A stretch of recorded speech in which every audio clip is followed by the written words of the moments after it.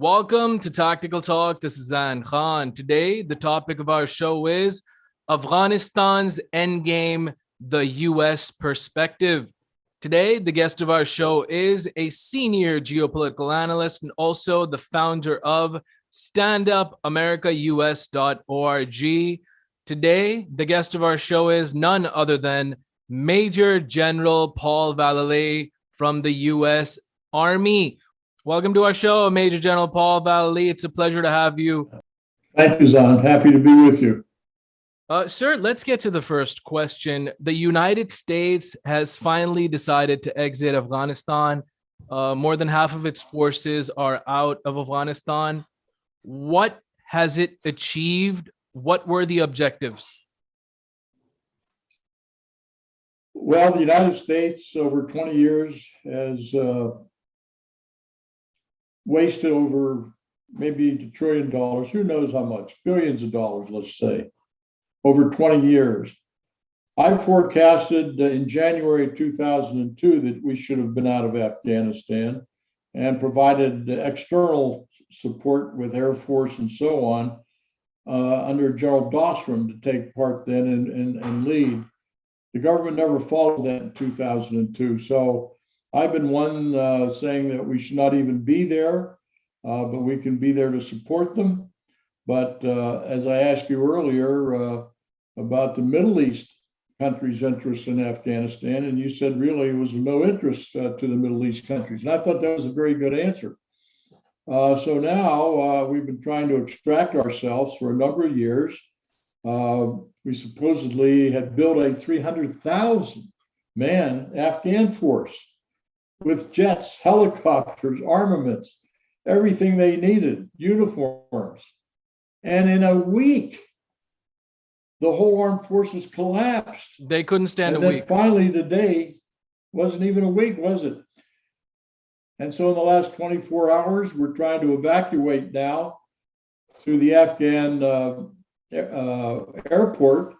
The remaining, who knows, 10,000 or less Americans and associate Afghanis that we're trying to extract from Afghanistan. I don't know what it's like or what the situation is in the past 60 minutes, but this is total turmoil, very unprofessional. I mean, I've been involved in planning of what we call extractions, how you get out of a situation, how you extract yourself. And this is the most unprofessional, unplanned, poorly planned evacuation on a part of the United States. It's terrible. It's a terrible embarrassment.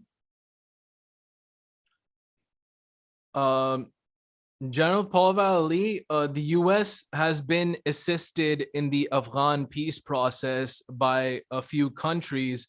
Would you care to name them? Who has assisted the U.S. in this whole procedure? Well, I'm not sure we had anybody assisting us. I think they met, didn't they meet in Dubai or someplace? There was a couple meetings of the in Taliban. Doha, Qatar? Doha, Doha, Qatar. Yeah, that's right, Doha. No, there hasn't been anybody. And of course, the Pakistanis, where we provided over $1 billion a year in foreign aid, did nothing but to exacerbate the situation and end up supporting the Taliban working out of the northwest part of Pakistan in the area of Peshawar. I formed a plan for President Trump in 2017, which I called the lily pad strategy, which we would extract from Afghanistan, but yet we would have our joint forces ready to go in and support them on a minute's notice. The Pakistani government, on the other hand, denies those claims. Of course they do. The Pakistanis are very good at that. You were saying? Basically, we paid them a lot of money, and the Pakistani intelligence service didn't support the United States at all. Matter of fact, they plotted and planned against the United States. What has been the objectives of the Afghan peace process, if you could summarize? Well, I think the attempted peace process was to bring the Taliban to the table in order to work with an established Afghan government that was placed in there by the elections that they had in Afghanistan, and come to some agreement that they could work together. But I was never that naive to think the Taliban would do that. Why would they? When they control most of the countryside, they're a tribal nation. Afghan really isn't even a government. I mean, it's a government, I guess, in Kabul, but other than that, outside, it's all these provinces with these tribal chiefs with that kind of mentality. They don't think as a total government, a total force, an Afghan first type of thing. They don't think like that. They're more tribal. They think about their tribes and their people. And it was a wasted effort for 20 years. Wasted effort, wasted money, everything.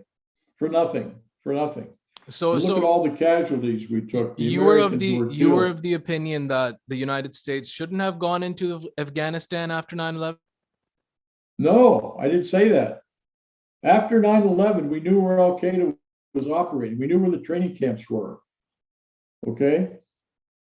And so in October and November of 2001, just a little over 30 days, with 100 men, special forces, CIA, and B-52s, we massacred the Taliban.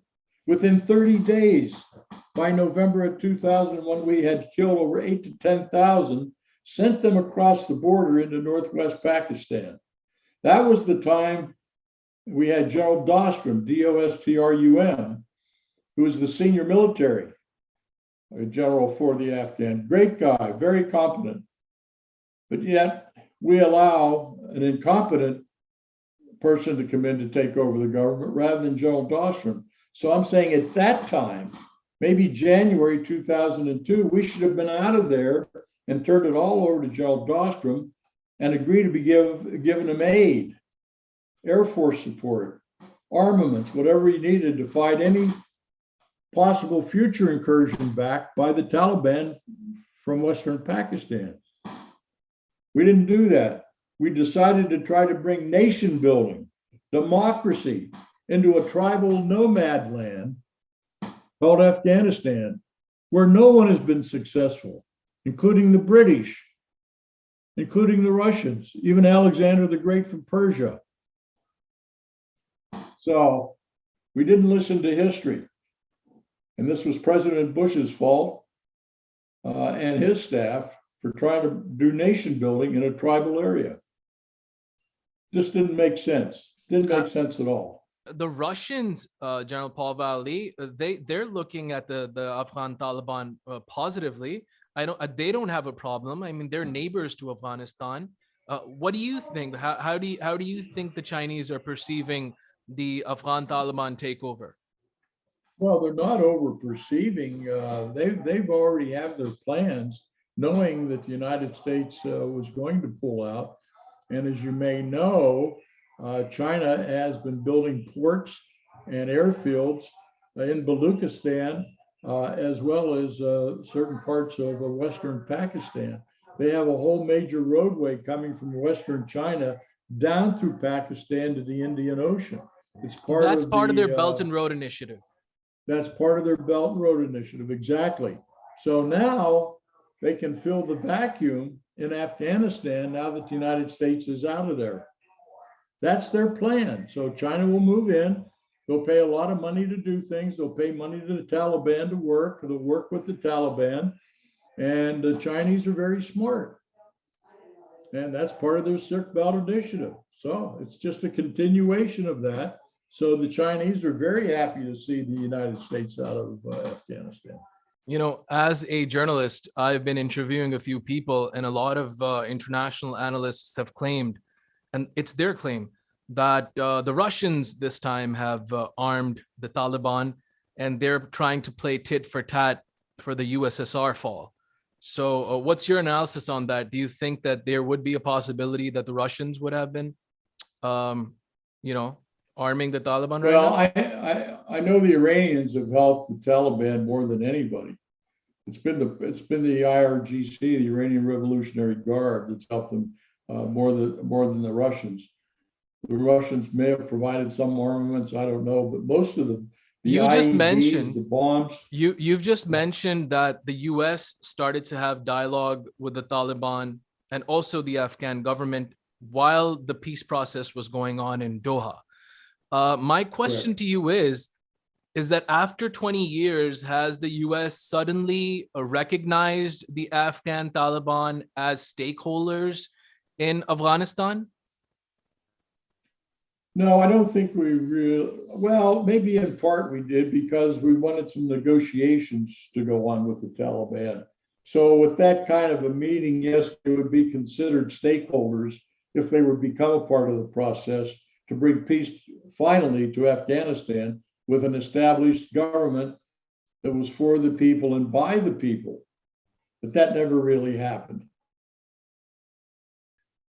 The US exit from Afghanistan seems to be a continuation of the Trump policy. How was the Trump policy and Joe Biden's policy similar, and how is it any different? Well, President Trump actually had a plan for the exit.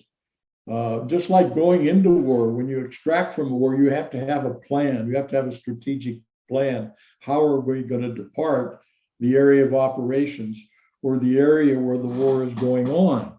Trump had a plan to provide external support from our armed forces, including the Air Force, Navy, and Army, to supposedly support these 300,000 man army that we trained for over 20 years in Afghanistan.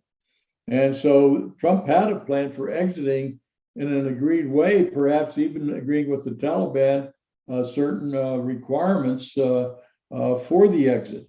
Biden is clueless, has no plan, had no plan, nor did our Defense Department really have a plan that could be executed in a very efficient way to allow the parties to come together, allow a reasonable exit by the U.S. forces and by State Department and by other what we call NGOs, non-government organizations, which really help social development and so on. And they're part of the people now being extracted. So. Post US exit from Afghanistan, do you see the United States still being interested in the region geopolitically? I have no idea what our State Department and President Biden will do. We just don't know from day to day what they're going to do. They continue to create problems no matter what they seem to be involved in, whether it's the economy or energy, oil, our southern border with Mexico, the tremendous influx of illegal border crossers coming into America, the cartels. It just seems that they have no well thought out plan in America. That's how bad it is now.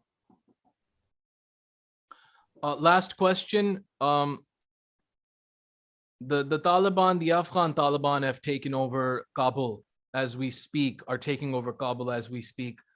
Right. Do you see the US returning into Afghanistan anytime soon if the circumstances change or because of any sort of circumstances, or do you think that it's bye-bye for Afghanistan? I think it's bye-bye. Yeah, I don't see them going back in. I mean, if the Taliban are taking over the whole country, taking over the airport, how and why would we go back in?